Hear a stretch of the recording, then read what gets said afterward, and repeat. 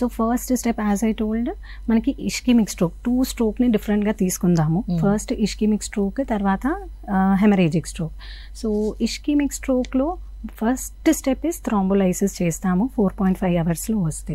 So ఆ 4.5 hours దాటిపోయినప్పుడు కొన్ని procedures ఉన్నాయి, థ్రాంబెక్టమీ అంటాము. సో థ్రాంబెక్టమీ ఎలా అంటే మనకి అంటే హార్ట్ పేషెంట్స్కి ఎలా అయితే మనం యాంజియోగ్రామ్ చేస్తామో సేమ్ అదే విధంగా ఒక వైర్ బ్రెయిన్ బ్లడ్ వెజల్స్లో పాస్ చేసేసి అక్కడ ఉన్న క్లాట్ని పుల్ అవుట్ చేస్తారు. సో దట్ ఈస్ దాన్ని థ్రాంబెక్టమీ అంటాము. ఓకే, సో ఆ థ్రాంబెక్టమీ అనేది యూజువల్గా వితిన్ 6 అవర్స్ చేస్తే సక్సెస్ అయ్యే ఛాన్స్ ఎక్కువ ఉంటుంది.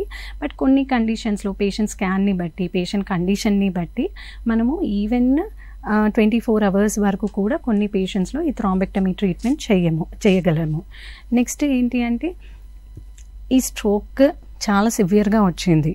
Okay, so 1 side of the brain అనేది ఎఫెక్ట్ అవ్వడం వల్ల మెల్లగా సెకండ్ థర్డ్ డే వాపు వస్తుంది బ్రెయిన్లో. సో ఆ వాపు వచ్చినప్పుడు మనకి ప్రాణ ప్రమాదం అయ్యే ఛాన్స్ ఉంటుంది. సో ఆ సిచ్యువేషన్లో మనము సర్జరీ చేస్తాము, అది డీకంప్రెషన్ క్రేనియక్టమీ అంటాము.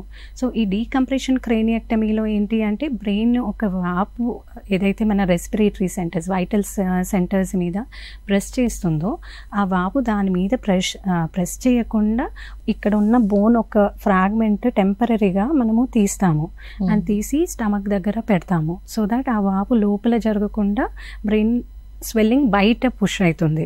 So this is the surgery what we do to prevent a life risk.